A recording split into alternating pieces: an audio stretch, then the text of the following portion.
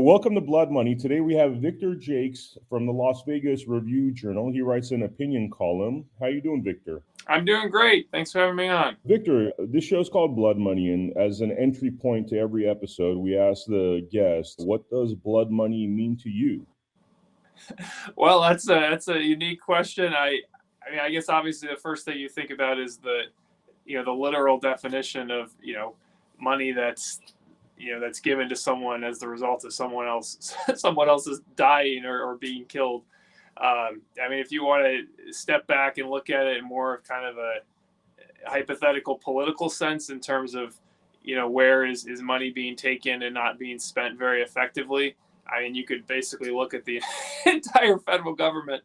I probably not the entire federal government, but you just look at all of the boondoggles that we've had, and the one I'm thinking of specifically is the final coronavirus bill that passed last March. Now, just to be clear, I would not call that blood money, but if you're just talking about some sort of a hypothetical or a jumping off point, then of money where I think it could be spent a lot better. I mean, I think that bill is a prime example. I mean, the biggest result of that bill has been runaway inflation that the country is still struggling with. Could you tell us the viewer a little bit about that bill? What was some of the points about that bill that were of concern? Yeah, well, they pumped a bunch of money in the economy in terms of the stimulus checks. That was the $1,400 stimulus checks to everyone, and of course everyone loves free money. But the problem is that it's not really free. First of all, we're going to have to pay it back with a lot of interest, and then what it did is it gave everyone more purchasing power at the same time that it expanded unemployment benefits and extended them. And so you've got people with lots of money, you're paying people not to work, and lo and behold, you end up with a supply crunch where there's the classic definition of inflation is too much money chasing too few goods, and that's what we've seen. I mean, the inflation keeps hitting 40-year highs. I want to say it was 7.5%, I think, in January. It's crazy. I mean, I think most people didn't think we would see that. Again, obviously, it happened during the 1970s, and the early 1980s. But that was supposed to be in the past. We were supposed to be beyond that, and it turns out that no, government's still very capable of producing runaway inflation.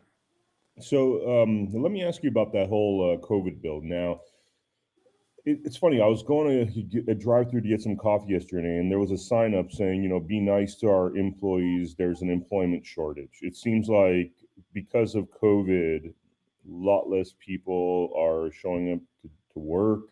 There's an employment shortage out there. In your opinion, was this just a comedy of errors, or was there an intentional element to all this? No, I don't think it was intentional. I mean, I don't think Biden looked at it and said, "Boy, in 12 months, how am I going to produce runaway inflation and 40% approval ratings?" I mean, I don't think that was his goal. Now, was it obvious at the time that this was going to be the result, or something like this was going to be the result? Absolutely. I mean, I think you even had former Clinton economic advisor, I want to say it was Larry Summers. Basically, he predicted this before the bill passed. He said, "Hey, I know I'm a Democrat, but look out, guys! This is a recipe for inflation." And lo and behold, it's a recipe for inflation. I mean, it's just it's very basic. There's this idea that some people hold on the left that basically you can print money, and there's not going to be any downstream consequences of that, and it's just not true. I mean, you put out too much money, you have too few goods, you're going to get inflation.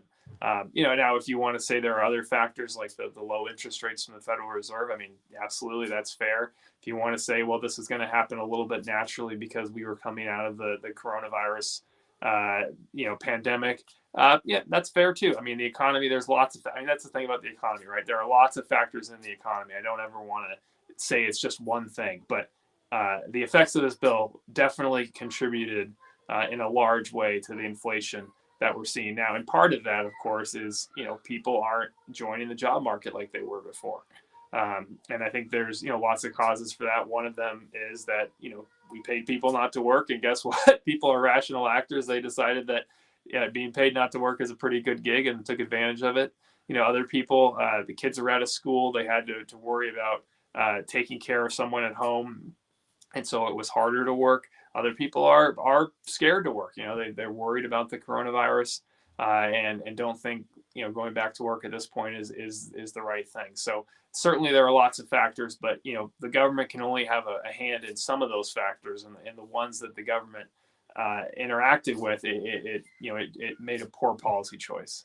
A lot of people that I've spoken with have, I guess, gone down like the conspiracy theory route in terms of coronavirus in general, because some of the facts that they brought up is that a lot of deaths have been inside coronavirus, that the numbers are actually less if you actually look at, the comorbidities and that sort of thing. I mean, what do you think about that? Well, it depends on what the specific thing is. I mean, I think in 2020, Trump was talking about oh, hospitals are getting they're inflating the number of people who are dying from the coronavirus because they're getting paid they're getting paid more for these coronavirus patients, and that was dismissed as a conspiracy theory. And within the last 4 to 6 weeks, the Biden administration has come out and said, what we really got to do, we really got to look and determine if someone died of COVID or with COVID. And it's like, oh yeah, I think some people have been saying that for a while. So I think there's something like that is a concern. People respond to financial incentives, and so I don't think it's a surprise if you say we're going to pay more for if someone had COVID, that they're going to test everyone, and even if they have a gunshot wound and died of a gunshot wound and they happened to have COVID, they're going to list it as a COVID death. So I think you've got to drill into the data there. Now, if someone wants to say, well, that means COVID wasn't serious, I don't.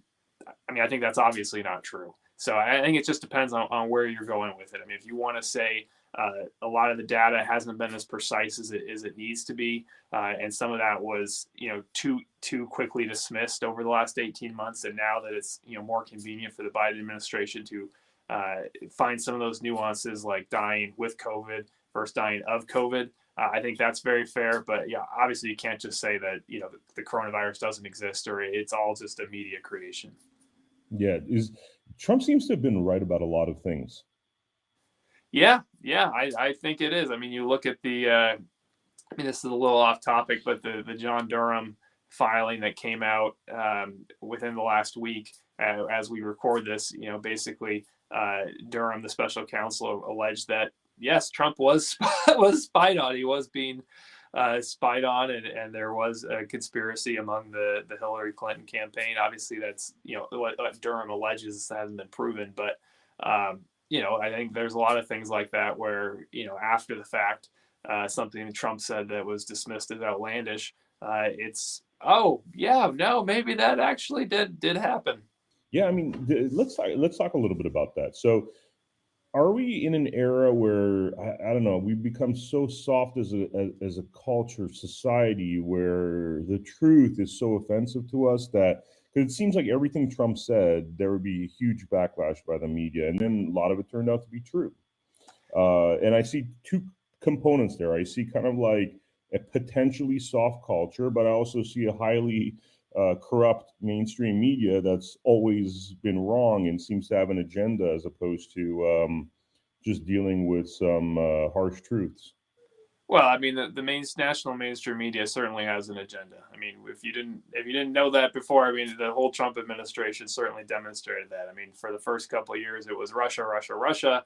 Every little anonymously sourced leak was just a bombshell proving that Trump was in bed with the Russians, and the Steele dossier was just blew the lid off the whole thing. And then no less a source than Robert Mueller said, actually, guys, there's nothing here. It's complete garbage. Trump didn't collude with the Russians. And then the story kind of just went away. And now that we're, 4 or 5 years after the fact, and, the Durham investigation came out, and it's not this, headline leading story in the national mainstream media. In fact, they're trying to spin it with, things of, well, this isn't that big a deal, and it wasn't that they were. Yeah, anyway, I can't remember all their excuses, but I was reading some articles the other day about it, and it's just like, my word, if it was reversed, if this was something a Republican had done, they would be calling it Watergate. It would be on the front page. There would already be hearings about it. But they've had an agenda. They have an agenda, and it's perfectly clear. Okay, quite a couple of questions here. Now, what do you think the ultimate outcome of the Durham report is going to be? Like, where do you think that's all going?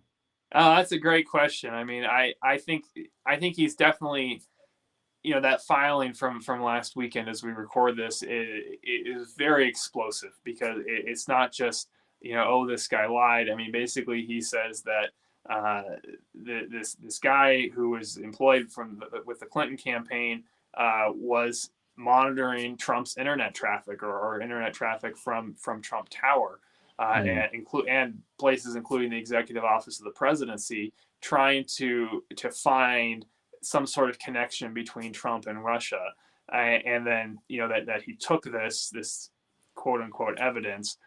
He gave it to the FBI, potentially gave it to the CIA. Didn't disclose that he was working with the Clinton campaign, and it appears that the evidence was very skewed. I think what he was trying to say is, that people in Trump's orbit have been in contact with these rare Russian cell phones, and then if you look at the whole data, it's not really that rare. It happened during the Obama administration. So he takes skewed data, gives it to the FBI for the purpose of the FBI investigating the sitting president of the United States. I mean, the deep state, that was another thing that was dismissed as a conspiracy.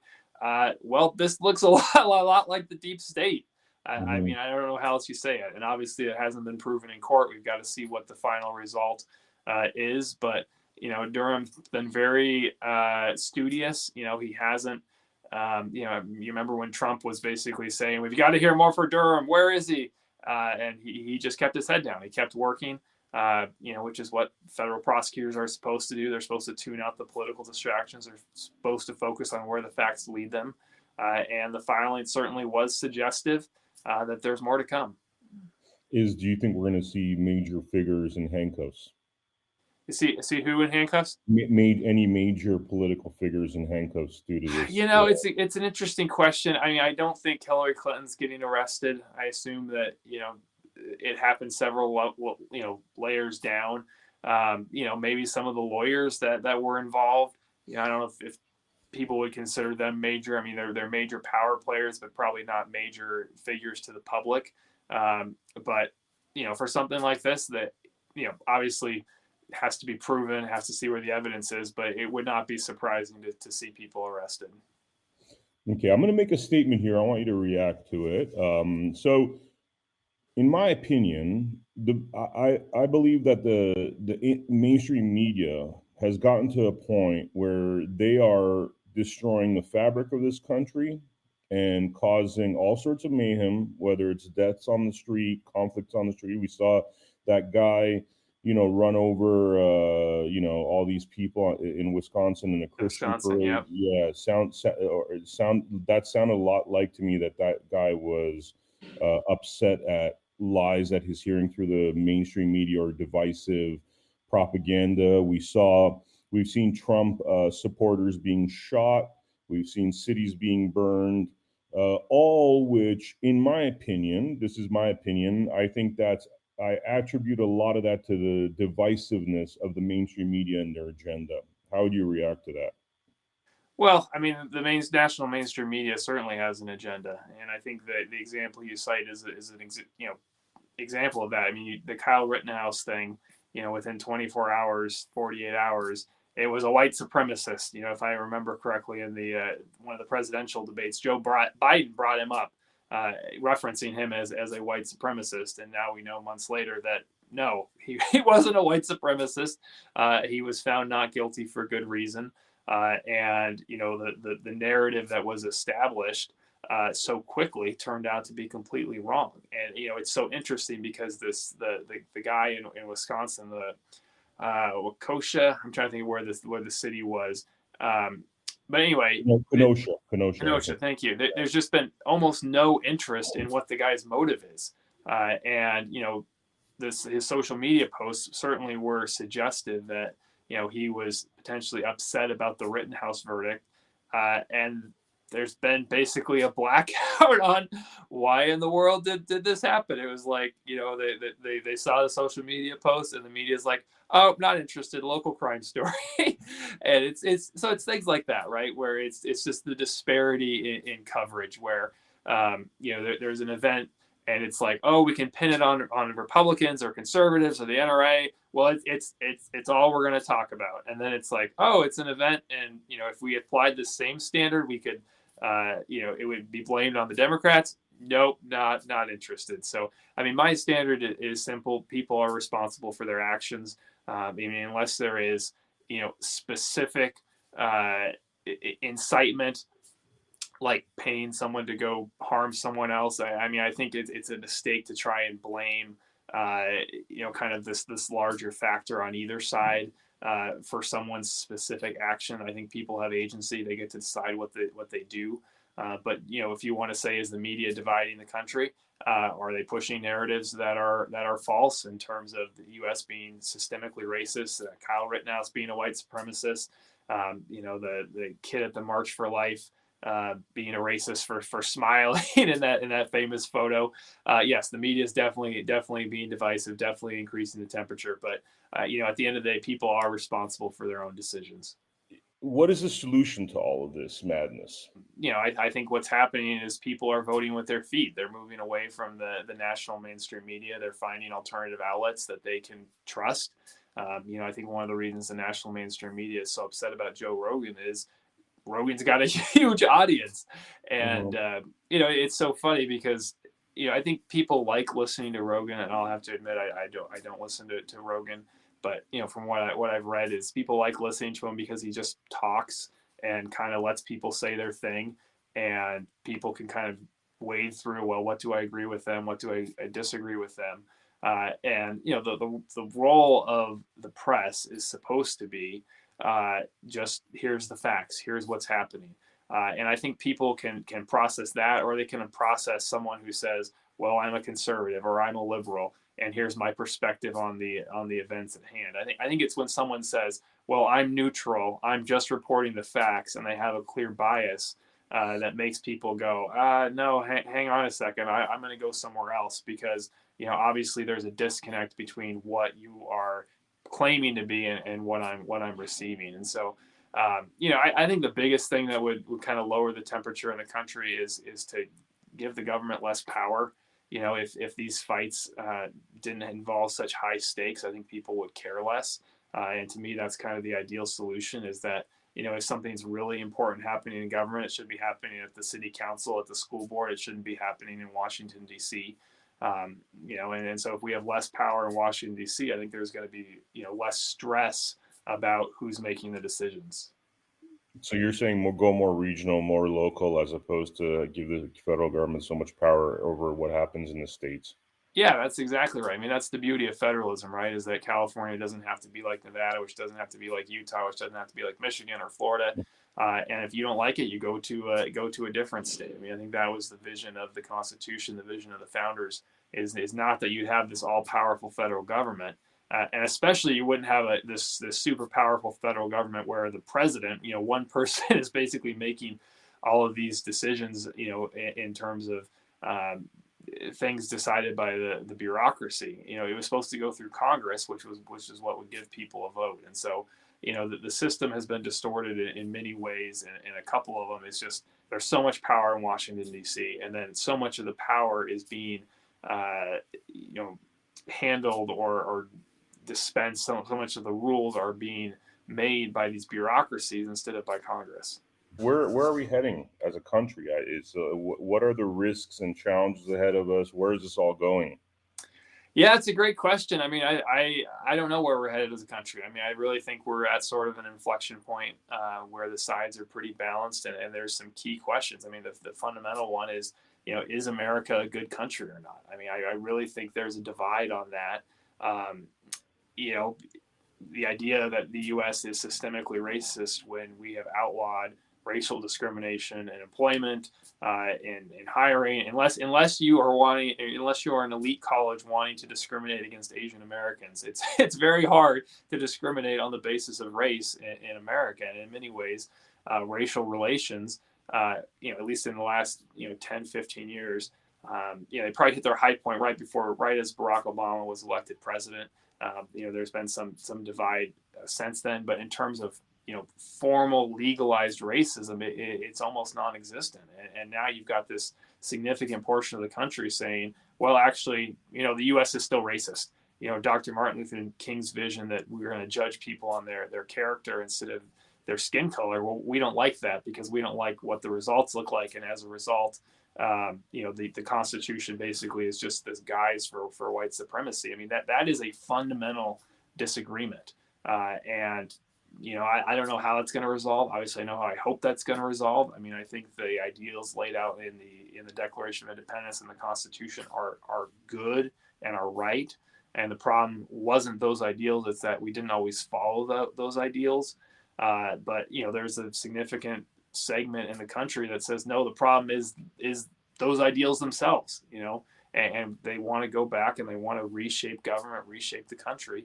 And I don't think it's decided how that debate's going to end. Do you think? I mean, you're talking about like changing the Constitution, essentially.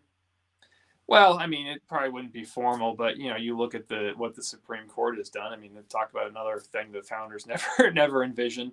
Basically they've become the super legislature, and on the right side of the aisle, there's kind of this debate about, what's a judge's judicial philosophy? How are they going to interpret the Constitution? And on the left, it's just, well, what does the left want? That's what the Constitution means.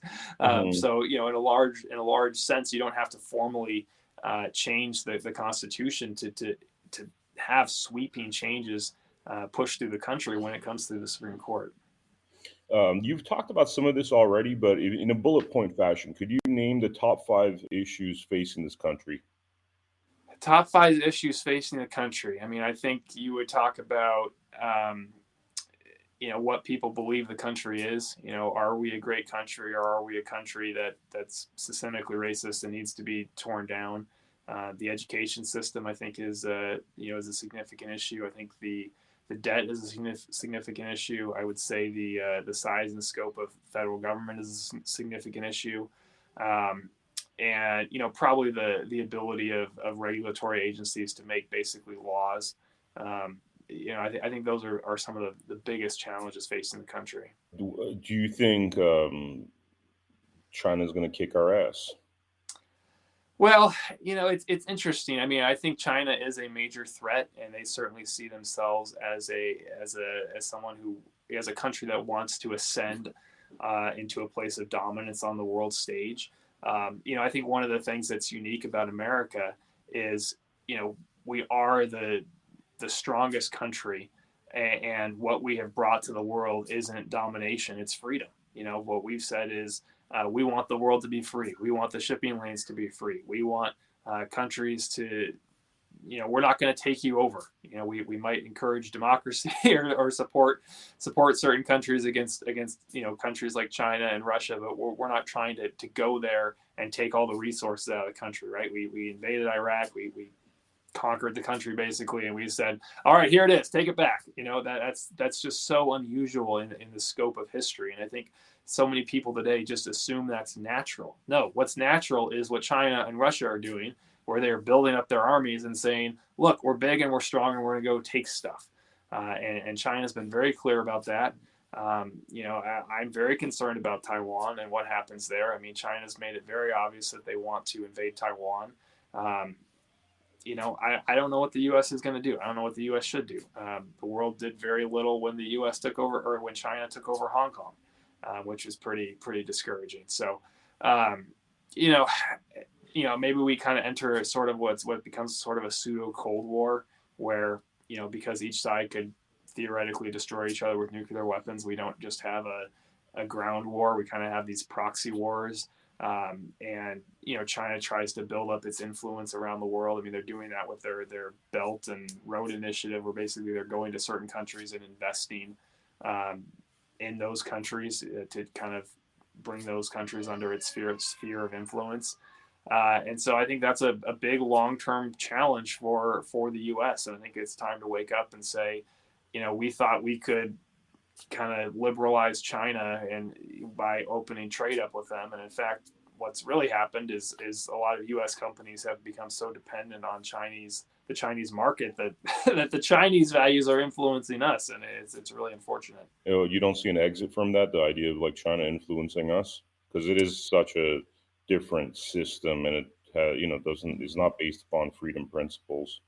Yeah, I mean, I think what the U.S. needs to do is kind of strengthen its alliance. I mean, there was the Trans-Pacific Partnership was basically this anti-China trade agreement, and in the Republican primary, Trump started poo-pooing it, and then everyone started poo-pooing it, and that was a mistake. I mean, we've got to build up our alliances, our trade with non-China countries, and we've got to demonstrate to those countries that we are a reliable ally, which is very tough to do when we pull out of Afghanistan and hand the country back over to the Taliban, who, by the way, is now friends with China. So, I think policies that move us away from trade with China are good, encourage trade with other countries. I mean, I think if you want to just say from a pure, this is kind of where the debate about tariffs come, and Trump would always say, oh, tariffs are great for the economy. No, tariffs are not good for the economy. Free trade is good for the economy. But you also have to consider that there are other factors other than the economy,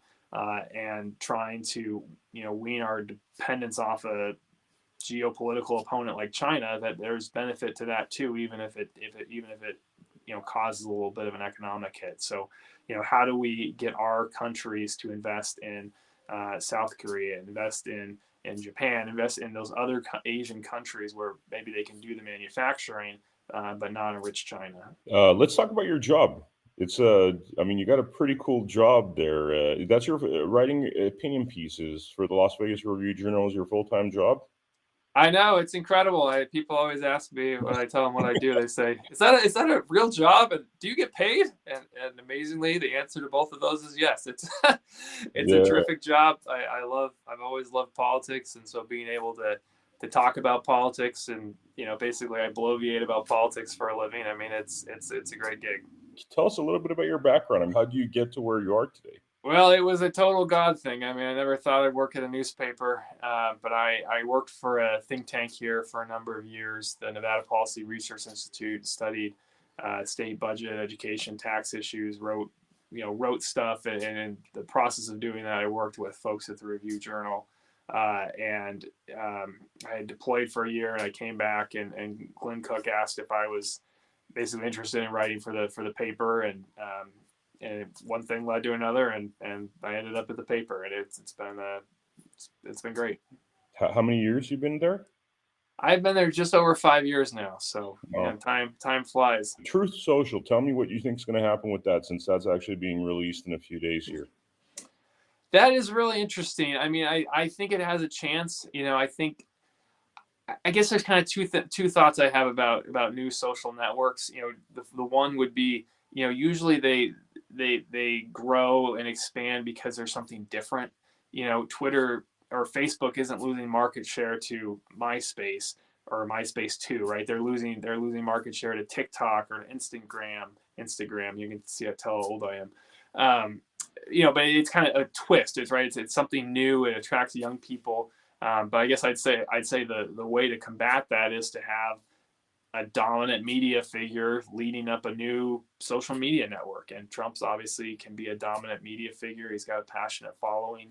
So I think it has a chance. Obviously a lot's going to depend on, if people are willing to make the transition. I mean, I think people have to understand about social networks too is, a lot of times political people will look at them through a political lens, but most of their traffic is not political, right? It's people posting their puppy pictures or what they ate last night or where they're going to the movies or a show or whatever. And so, I think the question is is his social network able to be social, or is it just going to be political? Because, if you've got people on there, who are on there sharing their lives, then I think it's got a chance. Well, Victor, thank you so much for coming on Blood Money. I really appreciate your time. Well, thanks for having me on. I appreciate it.